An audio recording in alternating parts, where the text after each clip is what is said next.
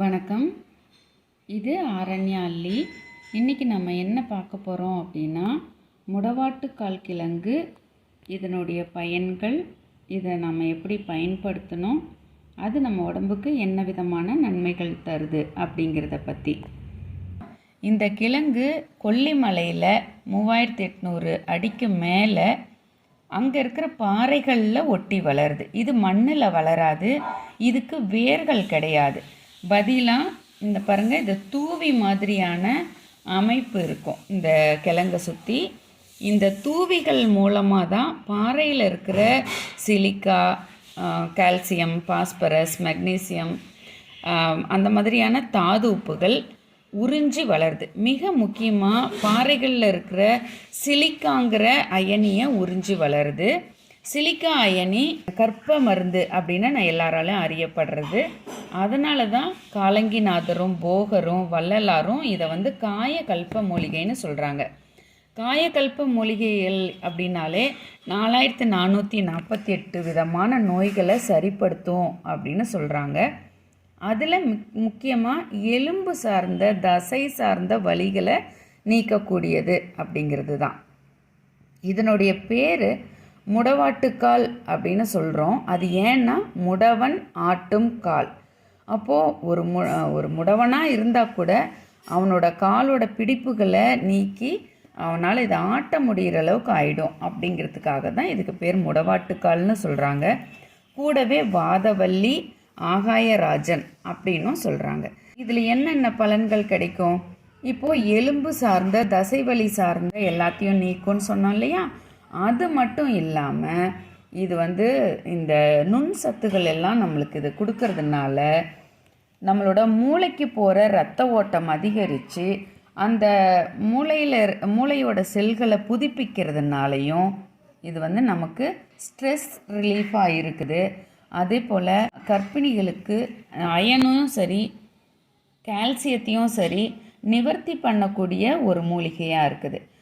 கர்ப்பம் உண்டானதுக்கப்புறம் குழந்தைகளோட வளர்கிறதுக்கான எலும்பு வளர்ச்சிக்கும் சரி, அந்த பிரசவம் முடிஞ்சதுக்கப்புறம் அந்த லாஸ் ஆகும் இல்லையா, அதுக்கப்புறமான கால்சியமை சரி பண்ணுறதுக்கும் சரி இந்த மூலிகை மிக சிறப்பாக வேலை செய்யுது.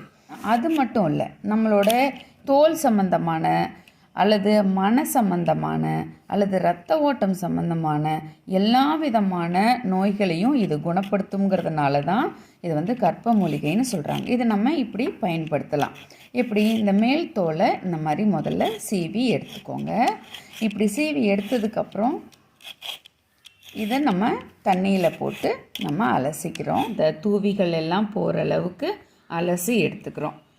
கிழங்கு ஒரு 100 கிராம்னு வச்சுக்கலாம். இந்த கிழங்கு கூட நம்ம கொஞ்சம் சின்ன வெங்காயம், இந்த அளவுக்கு இருந்தால் போதுமானது. சின்ன வெங்காயம் கூடவே கொஞ்சம் பூண்டு, அதுக்கு கூட கொஞ்சம் மிளகு, இதெல்லாமே ரொம்ப கம்மியான அளவு இருந்தால் போதும். நம்மளோட காரத்துக்கு தேவையான அளவுக்கு எடுத்துக்கிட்டால் போதுமானது. வேறு ஒன்றுமே தேவையில்லை. பாருங்கள், சீரகம், அவ்வளோதான். இதில் என்னென்ன நம்ம எடுத்துருக்கோன்னு பாருங்களேன். கொஞ்சம் கொத்தமல்லி எடுத்துக்கலாம், அவ்வளவுதான். இதில் என்னென்ன எடுத்துருக்கோம்? கிழங்கு, சின்ன வெங்காயம், மிளகு, சீரகம், பூண்டு, கொஞ்சமாக தனியான்னு சொல்கிற கொத்தமல்லி, இதை மட்டும்தான் எடுத்திருக்கோம். இதை நம்ம மிக்சியிலையோ அல்லது உரல்லையோ போட்டு 1-2 அரைச்சி எடுத்துக்கிட்டால் போதுமானது. நான் ஒரு சின்ன துண்டு இஞ்சி எடுத்திருக்கேன். இது ரொம்ப சின்னது தான். இது ஒரு விரக்கடை உள்ளது. இந்த அளவுக்கு போடணுமானா இல்லை. நான் இதை ஏன் கடைசியாக சேர்க்குறேன் அப்படின்னா, எங்கள் வீட்டில் நான் குழந்தைக்கு கொடுக்க வேண்டியது இருக்குது.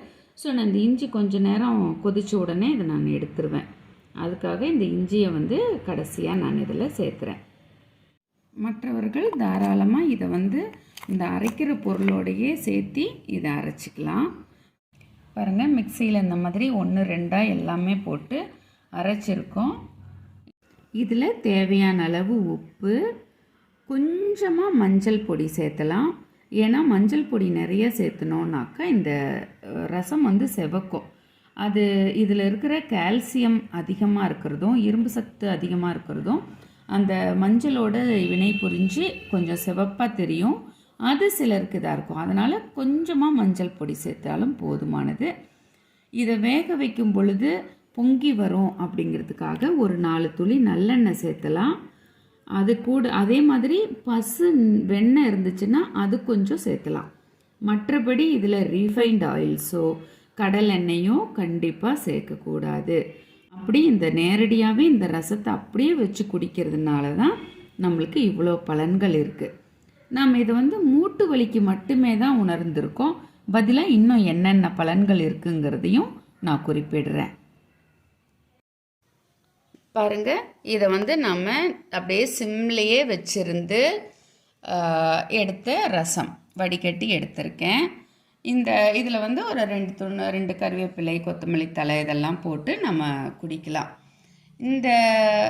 இந்த சூப்பில் பார்த்திங்கன்னா நம்ம வந்து மூட்டு வலி, முழங்கால் வலி இது மட்டும்தான் நம்ம குறிப்பிடுறோன்னு நினைக்கிறோம். அப்படி இல்லை, இதில் இன்னும் ஏகப்பட்ட பயன்கள் இருக்குது. அதெல்லாம் என்னென்னா, தாய்ப்பாலுக்கு நிகரான லாரிக் அமிலம் இருக்குது. அதனால் நம்மளோட உடம்போட நோய் எதிர்ப்பு சக்தி அதிகரிக்கும். அதே மாதிரி பெண்கள் இதை எப்பப்பெல்லாம் எடுத்துக்க முடியும் அப்படின்னா, பெண்கள் பருவம் மேயறதுக்கு முன்னாடியே அவங்களோட உடம்புக்கு வந்து நிறைய கால்சியம் அல்லது சத்துக்கள் தேவை.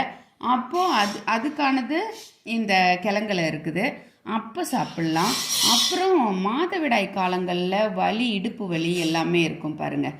அப்போவும் நம்ம இந்த சூப்பு குடிக்கும் பொழுது அந்த வலிகள் குறையும். அப்புறம் குழந்தை பேரும் பொழுது நம்மளுக்கு கால்சியம் நிறைய தேவைப்படும். அப்போவும் நம்ம இதை குடிக்கலாம். குழந்தை பிறந்ததுக்கப்புறம் கால்சியம் டிஸ்சார்ஜ் ஆகிடும். அதை ரீப்ளேஸ் பண்ணுறதுக்கும் இந்த சூப்பை குடிக்கலாம். அப்போ மெனோபாஸ் முடிஞ்சதுக்கு அப்புறம் நம்மளோட உடம்புக்கு நிறைய கால்சியம் தேவை.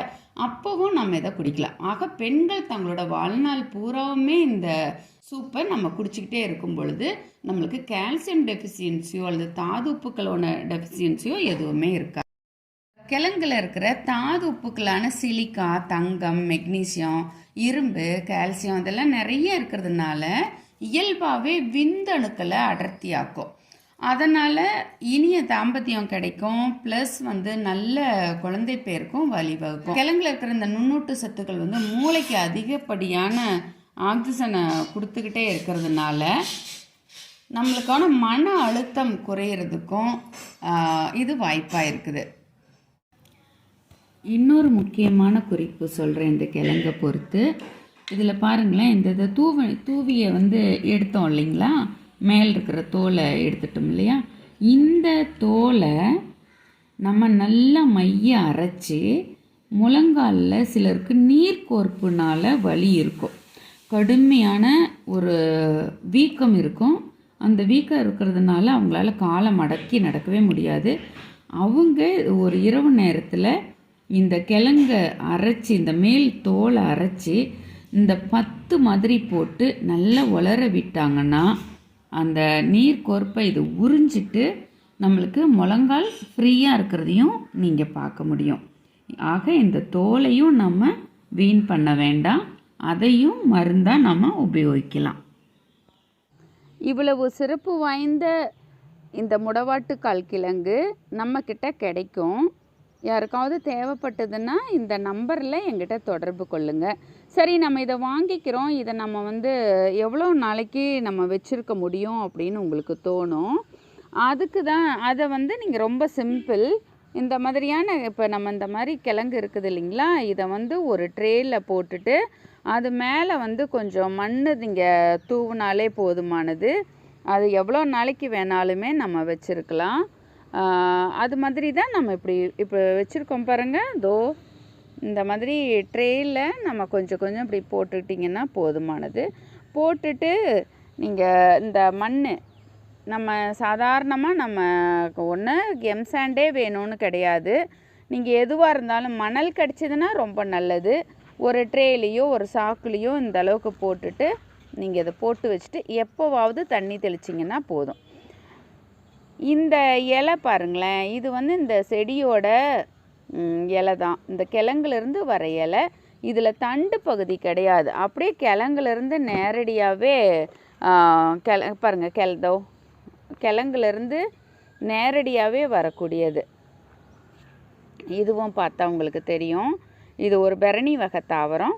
இது இப்படி சாதாரணமாக நம்ம வச்சுருக்கலாம். வருஷ கணக்குக்கு கூட நம்ம இதை வச்சுருக்கலாம். வேணுங்கிறவங்க சொல்லுங்கள், தரேன்.